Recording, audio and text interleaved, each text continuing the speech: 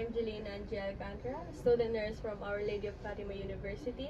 So for today's video, I am going to perform bed bathing, shampooing, oral care, and back massage. So before we start, we need to gather all the equipments, identify the patient, perform hand hygiene. Also, you need to provide privacy and explain the procedure.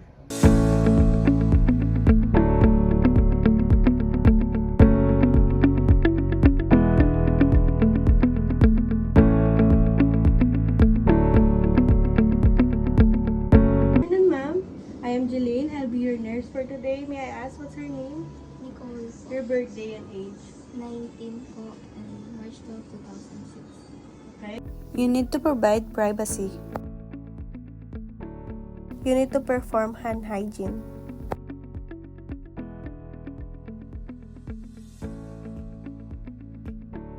Wear your gloves. Explain the procedure while doing it. Put the towel under the patient's head. After putting the towel, make sure the patient is comfortable.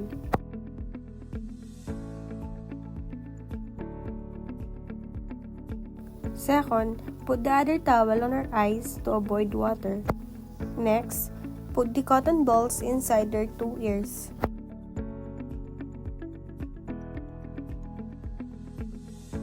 After putting the cotton balls, you may start the procedure.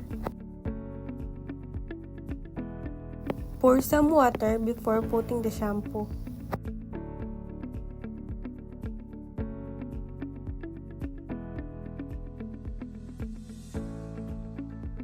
After pouring the water, put the shampoo on the patient's hair.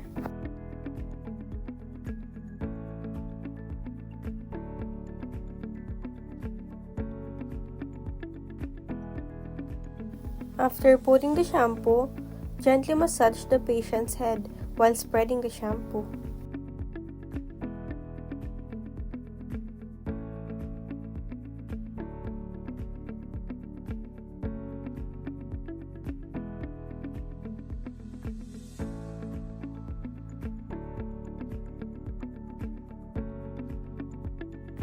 After shampooing, pour a water to remove dirt and shampoo from the hair.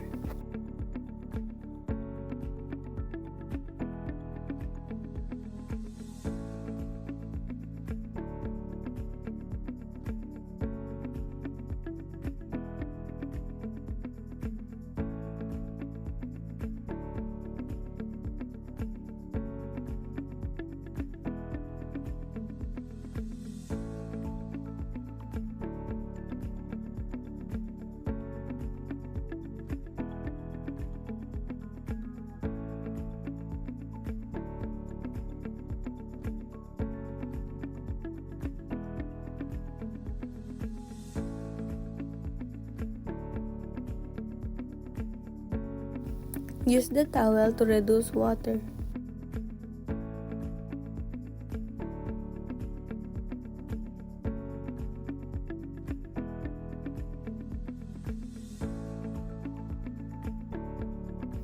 Before proceeding to the next procedure, remove the towel and cotton balls from the patient.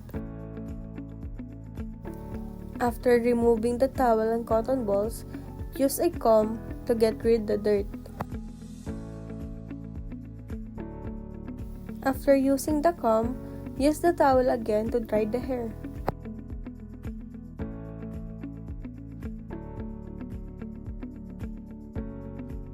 After all the procedure, dispose all the equipments before removing your gloves.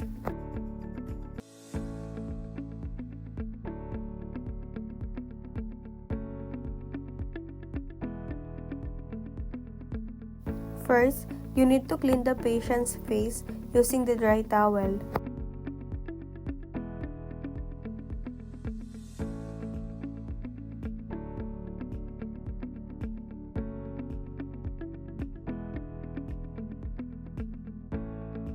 Next, fold the towel before soaking it into the water and make sure your water is warm and 110 degrees Fahrenheit.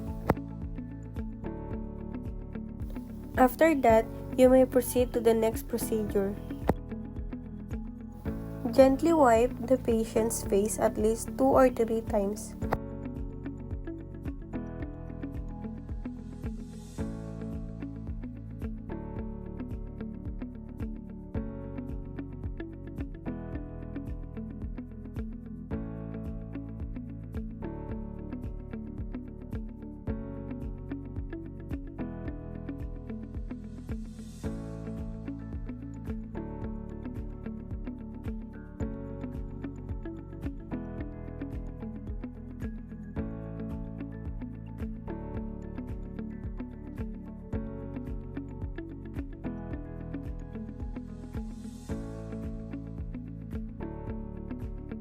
Remove the dry towel under the patient's head. After that, fold the patient's bedsheet and wipe her hands. Put the dry towel under her hands.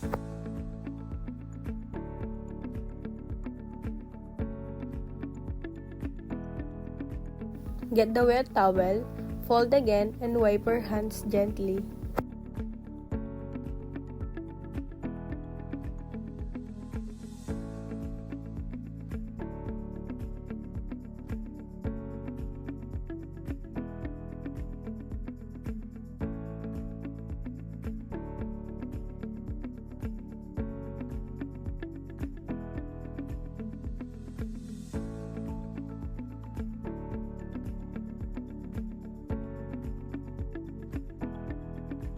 Using the dry towel, you will dry pat the patient's hand. And repeat the same procedure on the right hand. Next is her feet. Fold the bedsheet and make sure her hands is covered by the bedsheet.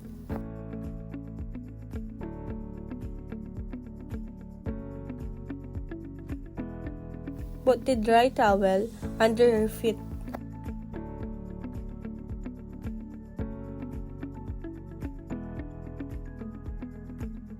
Get the wet towel and fold it again.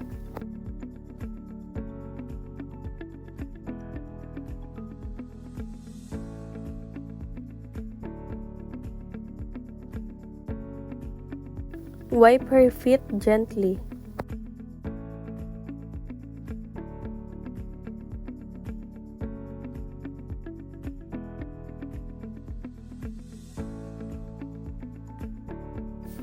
Make sure you wipe the other side of her feet.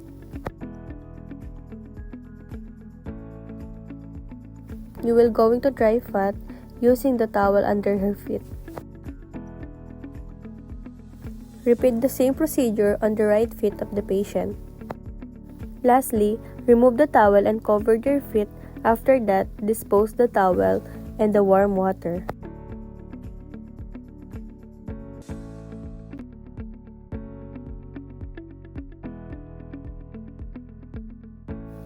Don't forget to perform hand hygiene before doing the procedure.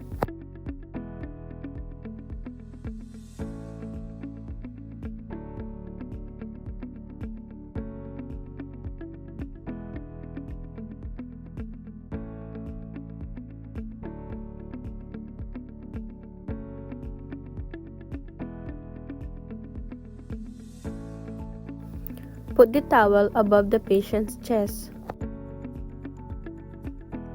Get the toothbrush and put a toothpaste. You can use mouthwash if you have.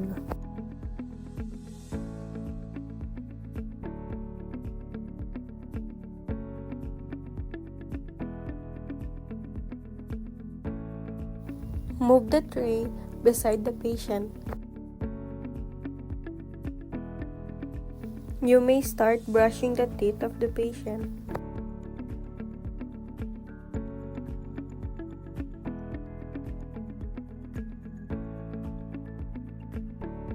Brush them gently and properly.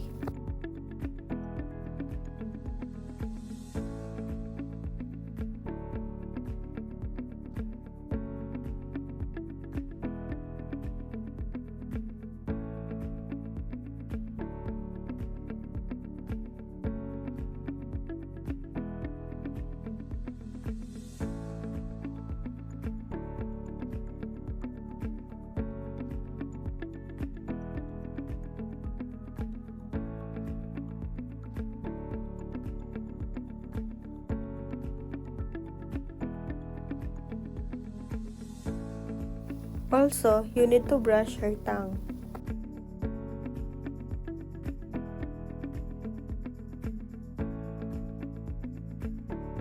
After that, give her the water to gargle.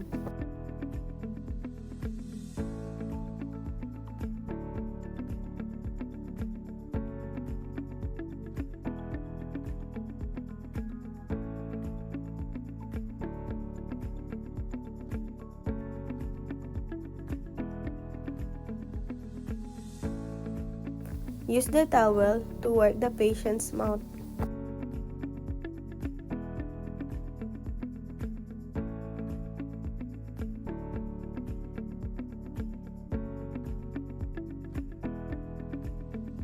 After all the procedure, remove your gloves and dispose.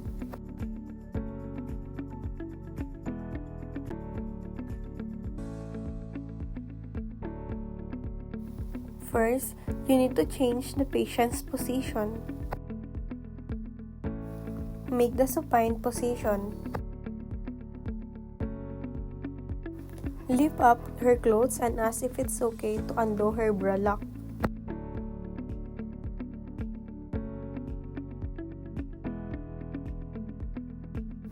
If it's okay, proceed to the next procedure. Before you start, you can tuck the bedsheet on her shorts.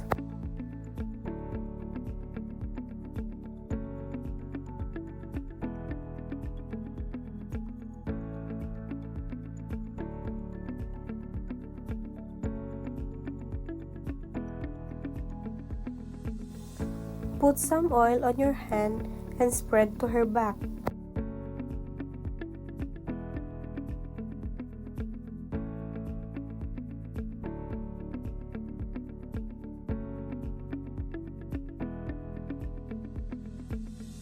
Now, you can massage the patients using the infrared massage.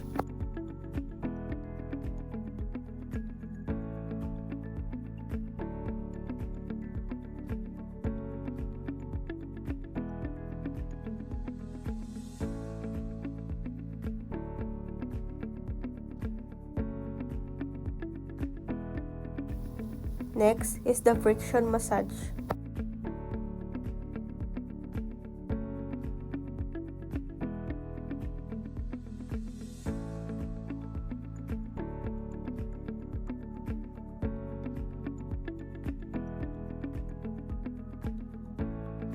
And now, the tapotement massage.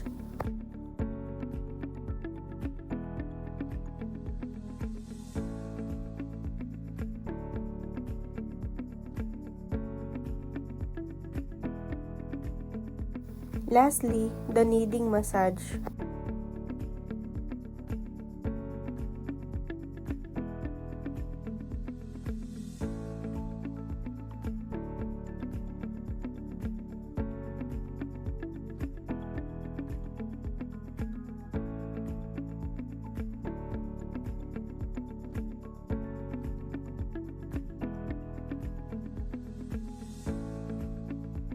If you are done massaging the patient, cover the patient's back and let her rest at least 15 minutes.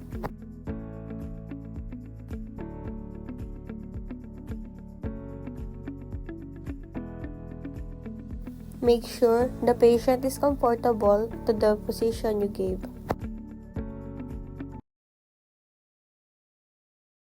After all the procedure, you need to document. Document the name of the patient, birthday and age, and also you need to record the product you use and the condition of the hair before and after. Don't forget the patient's response. After that, document the name of the patient, birthday and age, and the extent of the bath, complete or partial, the patient's tolerance, skin condition, and the patient's response. Next is the oral care. Document the name of the patient, birthday, and age. Also, you need to record the frequency, products you use, and the condition of the teeth and tongue, and the patient's response. Lastly, the back massage. Document the name of the patient, birthday, age, and also the technique you use, and the patient's response if she feels relaxed and comfortable.